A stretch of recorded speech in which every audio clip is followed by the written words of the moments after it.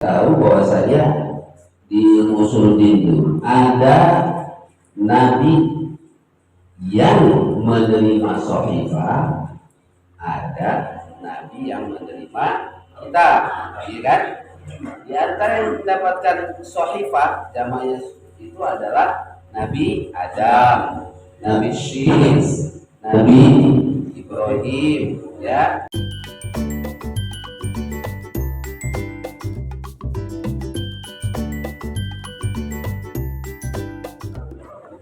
Baik. Ini ada unik nih. Ada suhuf. Ya kan? Jadi pertanyaannya adalah, apakah ketika Quran diturunkan tadrijian itu ya, itu boleh dikatakan suhuf?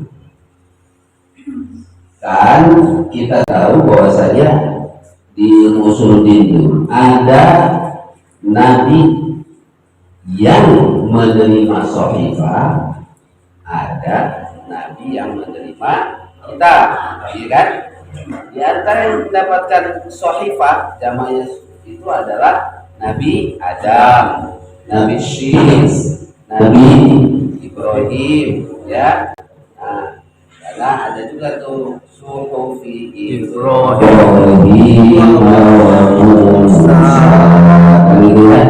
Nah, sekarang apakah umat Islam ini Nabi Muhammad suhuf juga? Ayo pikirkan.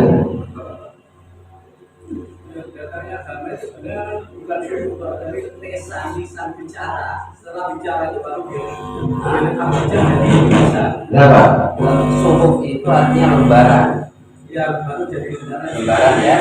Jadi bicara dari lembaran. lembaran. Kalau ini kan kitab itu kan ini kan kitab, utuh, ya. utuh. Kalau lembaran kan berarti 1, 2 gitu. Yang kita tangkap 3, 4 gitu ya.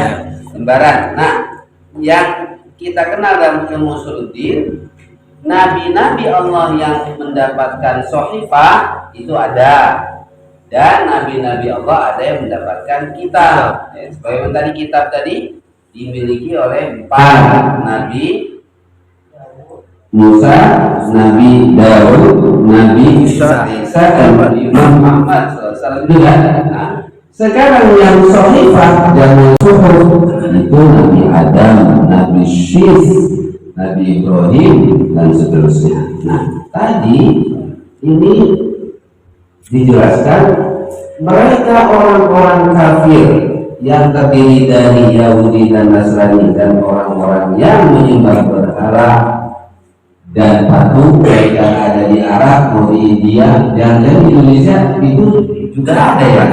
Tahun 570 itu kita di sini kerajaan apa ya? Ayo. Ini guru IPS tuh diem aja. Tahun 570 berarti abad ke-6.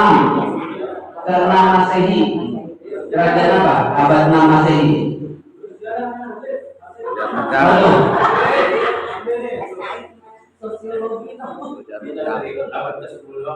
Ayo, abad ke-6 ada apa? Kerajaan apa dari sini? Ayo buka dong. Kutai. Apa? Kutai Kartanegara. Abad ke-6 ya. Nah, kalau di Kutai dan di Jawa Barat ada Tarumanegara. Citarum. Tarumanegara di mana? Bogor. Bogor tuh tua ini. Ya, lebih dahulu Mula Warman. Ya, Mula Warman, Purna Warman, baru Ya. Kutai. Ya, pokoknya abad itu ya. Mereka kan penyembah patung-patung juga kan. Nah, berarti termasuk yang di kita, ya. Nah, itu sikapnya munfakina hatta ta'tiyahumul bayyinah, ay munfasilina wa muntahina amma hum alaihi minal kufr. Jadi mereka terpisah dan sudah berhenti dari apa yang mereka sikapi, itu adalah posisi mereka. Hatta ta'tiyahumul hujjatul wadihah. Mereka itu sampai menemukan bukti yang sangat kuat, bukti yang sangat wadih, jelas. Apa itu keterangannya? Lam tuzkari lam tazkur as-suratu annahum terangkan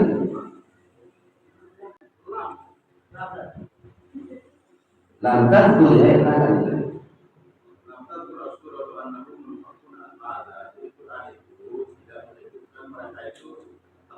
atau berhenti dari apa, gitu kan? Sebelum mereka meninggalkan Islam, jadi orang-orang kafir, orang-orang musyrik itu mereka belum berhenti, belum terpisah dari apa? Itu tidak disebutkan oleh Al-Quran. Tapi namun ma'lumun ini muradu wal kufru wa dhalalaku al-islam alaiha. Tapi meskipun tidak disebutkan, itu sudah maklum, dapat dipahami dengan mudah bahwasanya yang dimaksud dengan pertanyaan tadi adalah tidak berhenti dari kekafiran, maksudnya tidak berhenti dari kesesatan di mana mereka itu berada di atasnya. Karena Rasulullah Al-Quran lebih Rasulullah datang kepada mereka dan membawa Al-Quran yang menjelaskan. Jika tidak disebutkan mereka berhenti dari apa, sudah dipastikan mereka tidak berhenti dari kekafiran, kesesatan,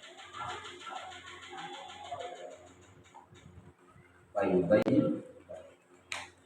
Bapak dalam namun setelah itu dia Allah menjelaskan kesesatan mereka dan kesedihan mereka bahwa Allah juga dia apa yang mempraktekkan dari kebiasaan-kebiasaan jahiliyah. Setelah menerima ini pahaman di mana apa bahwa ini belum ada. Kemudian Allah menjadi mereka kepada keimanan. Maka ada yang beriman, ada yang tidak, ada yang dapat hidayah, ada yang tidak. Allah menjelaskan betul Allah menyelamatkan mereka dari kejahilian dan kesesatan. Walau yang itu fasilina kubra bi'at kubra bakti sallallahu alaihi wasallam ilaihi. Jadi mereka tidak berhenti dari kekufuran mereka sebelum Allah Subhanahu wa taala mengutus nabinya yang dari Muhammad kepada mereka. Ayat fi man amana bil fariqaini al-musyrikin wa ahli kitab. Di ayat tersebut disebutkan bahwasanya ada dua kelompok ya, ada dua kelompok, yaitu kelompok orang musyrik dan kelompok ahli kitab. Coba sekarang buka googling berapa faktor masa kosong dari Nabi Isa dan Nabi Muhammad.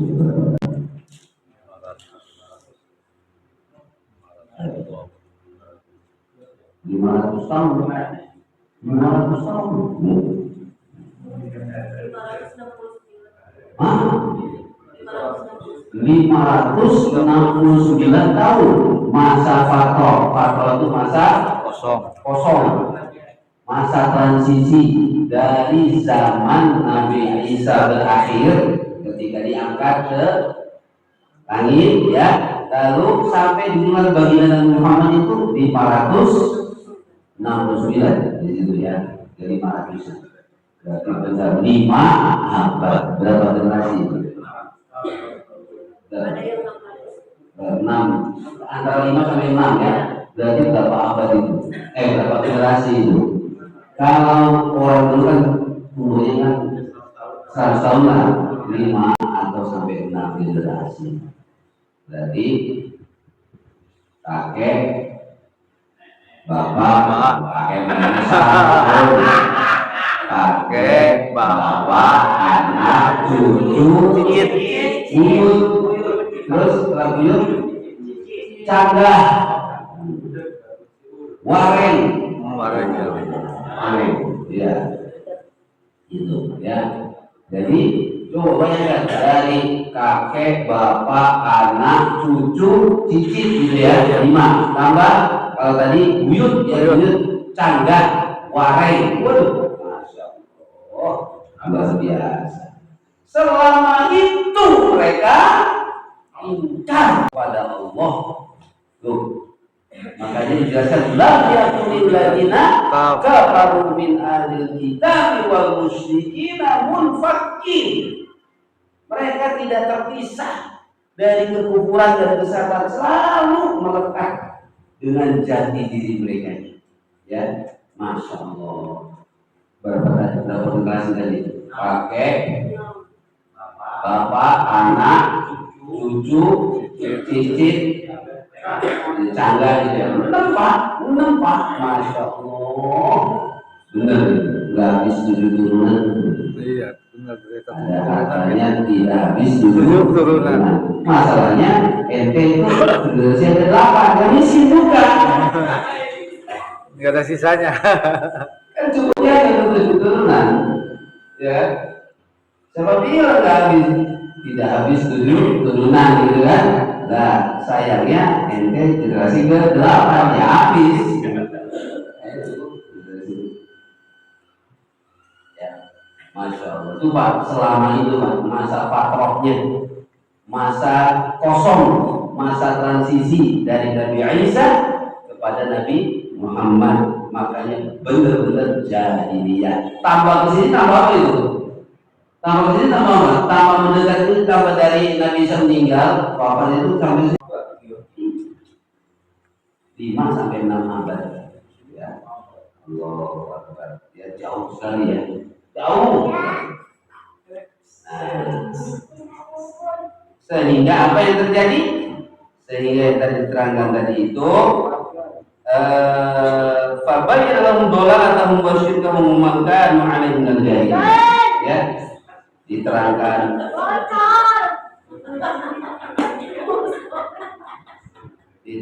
apa namanya kesesatan mereka dan kesyirikan mereka dan sikap mereka yang semakin gelap, ya, semakin jauh dari peradaban. Ya, tadi sampai mana? Nah ini ya seluruh, ya sampai Allah apa namanya itu memerintahkan atau mengutus ya wahia ayat hatta ta'tiyahum hujjatul wadihah itu sampai benar-benar datang hujjah wadihah. Ya apa itu maksudnya? Bi'asatu sayyidina Muhammad, yaitu diutusnya bagi Nabi sallallahu alaihi wasallam wal lihada fassaraha biqaulihi rasulun minallah. Jelas ya, ada seorang rasul ay hadhil bayyinah hiya risalatu sayyidina Muhammad al-mursal min indillahi ta'ala. Ya, baru datang lagi utusan dari Allah, yaitu baginda Nabi sallallahu alaihi wasallam. Di mana tugasnya? Yaslu suhufan mutahharah ay yaqra alaihim. Baginda Nabi Muhammad membacakan atas mereka orang-orang kafir dan orang musyrik suhufan munazzahatan, lembaran-lembaran yang terhindar dari kebatilan dan kesesatan, ya, yang nyata. Mengapa? Karena alasannya li'anna Nabi sallallahu alaihi wasallam ummi, adalah seorang yang tidak membaca dan tidak menulis. Keterangan Imam Al-Qurtubi ayaqra'u ma tadammana as-suhufa minal maktub yatluha an zahri qalbihi la 'an kitab, membaca dengan hati dan pikirannya. Bisa nggak baca dengan hati? Bisa nggak? Bisa nggak? Bisa banget gitu kalau aku. Kalau ngerasani, apa ngerasani? Ngomongin, ya kan? Dalam hati ya, dalam gimana? Dalam hati apa? Guru tuh kan bisa kan? Membaca dengan hati bisa kan? Siapa bilang nggak bisa? Bisa ini bahasa, ya. Bagi orang-orang yang sangat makomnya kepada Allah itu mungkin sekali diberikan kayak Bang Fasil itu kalau keluar itu malu kalau keluar apa kata hikmahnya itu ya udah suatu malam keluar kayak apa namanya kalau motor bosin gitu kayak itu